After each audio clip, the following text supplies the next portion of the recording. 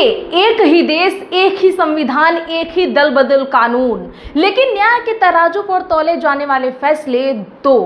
एक तरफ न्याय की चक्की इतनी तेज घूमती है कि महज 3 दिन के अंदर फैसला आ जाता है, और दूसरी तरफ चक्की महीनों से जंग खा रही है। संसद के गलियारों में इस वक्त एक ऐसी खामोशी पसरी है जो किसी बहुत बड़े सियासी तूफान से पहले आती है।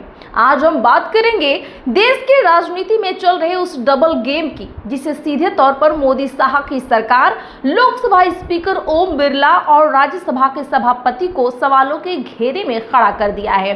तो दोस्तों, आखिर तक इस वीडियो को देखिएगा जरूर, क्योंकि आज जो तथ्य और सबूत मैं आपके सामने पेश करूंगी वो आपको यह सोचने पर मजबूर कर ही देंगे कि क्या हमारे लोकतांत्रिक संस्थानों पर अब पूरी तरह से सुपर पावर का कंट्रोल हो चुका है।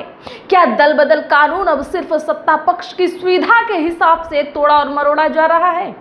देश के 2 अहम सदन हैं, उच्च सदन यानी राज्यसभा और निचला सदन यानी लोकसभा। राज्यसभा के सभापति हैं देश के उपराष्ट्रपति सीपी राधाकृष्णन और लोकसभा के स्पीकर हैं ओम बिरला।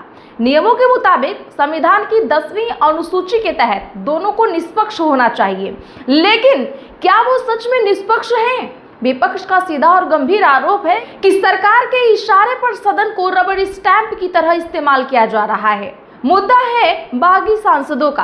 पिछले करीब 2-2.5 महीने में देश की राजनीति में जो नंगा नाच हुआ है, उसने लोकतंत्र की धज्जियां उड़ा के रख दी हैं। हाल ही में 3 बड़ी पार्टियों में भयंकर टूट हुई है। आम आदमी पार्टी राज्यसभा में टूटी, वहीं तृणमूल कांग्रेस और शिवसेना लोकसभा में टूट गई। लेकिन कहानी में असली ट्विस्ट इन बागियों के टूटने से नहीं है, असली ट्विस्ट है इन बागियों पर लिए जा रहे एक्शन में। पहले बात करती हूँ राज्यसभा के 24 अप्रैल 2026 को देश की राजनीति में एक भूचाल आता है, जिनमें राघव चड्ढा जैसे बड़े चेहरे शामिल थे। अचानक एक झटके में कहते हैं कि हमारा अरविंद केजरीवाल की पार्टी से भरोसा उठ गया है। ये बागी सांसद सीधे उपराष्ट्रपति और राज्यसभा के सभापति सीपी राधाकृष्णन के पास पहुंचते हैं और कहते हैं कि हम 2/3 बहुमत में हैं, हम अपने गुट का विलय सीधे भारतीय जनता पार्टी में कर रहे हैं, हमें तुरंत एक अलग गुट के रूप में मान्यता दी जाए। अब जरा टाइमिंग पर गौर कीजिएगा। उपराष्ट्रपति महोदय के दफ्तर से फाइलें इतनी तेज दौड़ती हैं कि बुलेट ट्रेन भी शर्मा जाए। महज 3 दिन के अंदर, जी हाँ, आपने बिल्कुल सही सुना, सिर्फ 3 दिन के ही अंदर, यानी 27 अप्रैल 2026 को नोटिफिकेशन जारी हो जाता है। सीपी राधाकृष्णन फैसला सुना देते हैं कि चूंकि आपके 7 सांसद अलग हुए हैं, जो कि 2/3 संख्या है, इसीलिए इन पर दल बदल कानून लागू नहीं हो सकता। विपक्ष चीखता रह गया। आम आदमी पार्टी के सांसद संजय सिंह ने सुप्रीम कोर्ट के फैसलों का हवाला देते हुए कड़ा ऐतराज जताया और ऑन रिकॉर्ड कहा, यह सीधे तौर पर असंवैधानिक है। कानून के मुताबिक केवल सांसदों का नहीं बल्कि मूल पार्टी का विलय होना जरूरी है। ये लोकतंत्र को मारने जैसा है, इन सभी को अयोग्य घोषित किया जाए। लेकिन सभापति महोदय ने एक भी नहीं सुनी। फैसला पत्थर की लकीर बन गया और अब 20 जुलाई 2026 से संसद का जो मानसून सत्र शुरू हो रहा है, उसमें आम आदमी पार्टी के इन 7 बागियों को बीजेपी सांसद के साथ बैठने के लिए बाकायदा सीटें भी अलॉट की जा रही हैं। चलिए चलते हैं लोकसभा स्पीकर ओम बिरला के पास। राज्यसभा में जो रॉकेट साइंस वाला फार्मूला लागू हुआ, वही फार्मूला लोकसभा में जाकर बैलगाड़ी बन गया। आखिरकार क्यों? 24 जून 2026 पश्चिम बंगाल की सत्ताधारी पार्टी टीएमसी के 20 बागी सांसद स्पीकर ओम बिरला से मिलते हैं। वो स्पीकर को एक खत सौंपते हैं और कहते हैं, हम अपने गुट का विलय nationalist citizen party of India नाम की पार्टी में कर रहे हैं। और उसी के ठीक 3 दिन बाद 17 जून को शिवसेना यूबीटी के 6 बागी सांसद भी स्पीकर से मिलते हैं और अपने गुट को एकनाथ शिंदे के शिवसेना में विलय करने की मांग रख देते हैं। टीएमसी के कद्दावर नेता और लोकसभा सांसद अभिषेक बनर्जी तुरंत स्पीकर ओम बिरला से मुलाकात करते हैं और 2 टूक शब्दों में चेतावनी भरे लहजे में कहते हैं, कानून के मुताबिक सिर्फ सांसदों के टूटने से विलय नहीं होता, मूल पार्टी आज भी हमारी है। इन सभी 20 बागी सांसदों की सदस्यता फौरन रद्द की जाए, वरना हम कोर्ट जाएंगे। अब यहाँ आकर लोकसभा स्पीकर ओम बिरला पसीने पसीने नजर आ रहे हैं। उपराष्ट्रपति सीपी राधाकृष्णन ने जहां 3 दिन में खेल खत्म कर दिया था, वहीं ओम बिरला हफ्तों से चुप्पी साधे बैठे हैं। दोनों पक्षों की सुनवाई पूरी हो चुकी है। अब खबरें आ रही हैं कि स्पीकर महोदया कानून मंत्रालय से राय मशविरा कर सकते हैं। आखिर ये डर कैसा है, ये देरी कैसी है? यहीं से मोदी और शाह की सरकार की असल मंशा पर सबसे तीखे सवाल उठते हैं।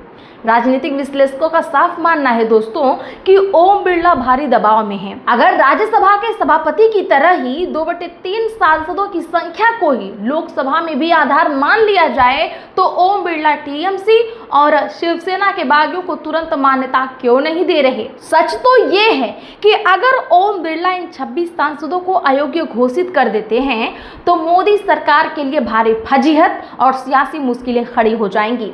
उनके खुद के गठबंधन के सहयोगी आशंकित हो जाएंगे और अगर वो दल बदल को मंजूरी दे देते हैं तो विपक्ष इसे सुप्रीम कोर्ट में जरूर ही घसीटेगा, जहां स्पीकर की कुर्सी और उनकी निष्पक्षता का पंचनामा होना तो तय ही है।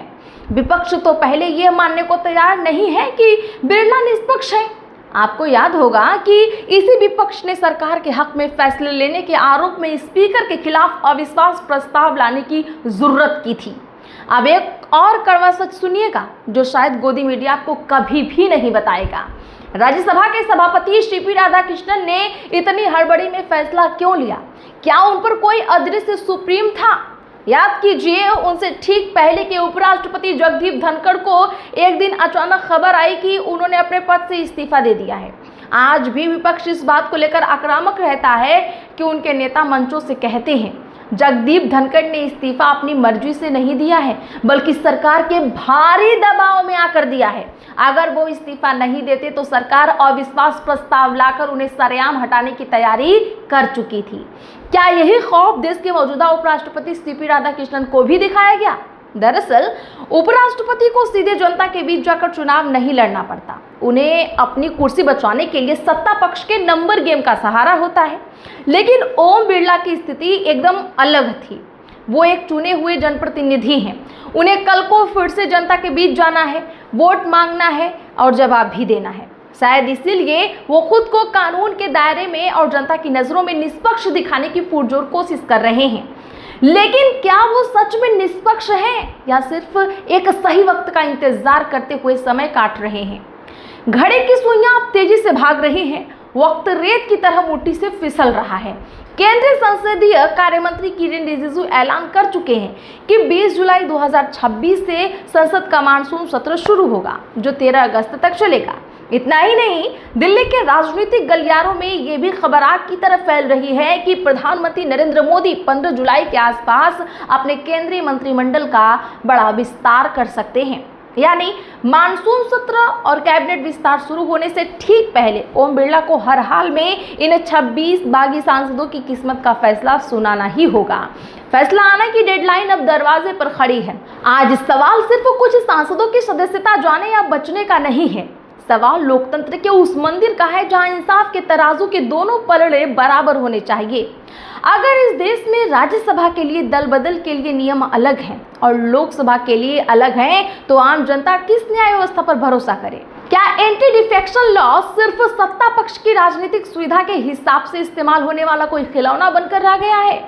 बागी सांसदों पर ओम बिरला का फैसला कब आता है और वह फैसला किसके पक्ष में झुकता है, इस पर पूरे देश की और हमारी नजरें पैनी बनी हुई हैं।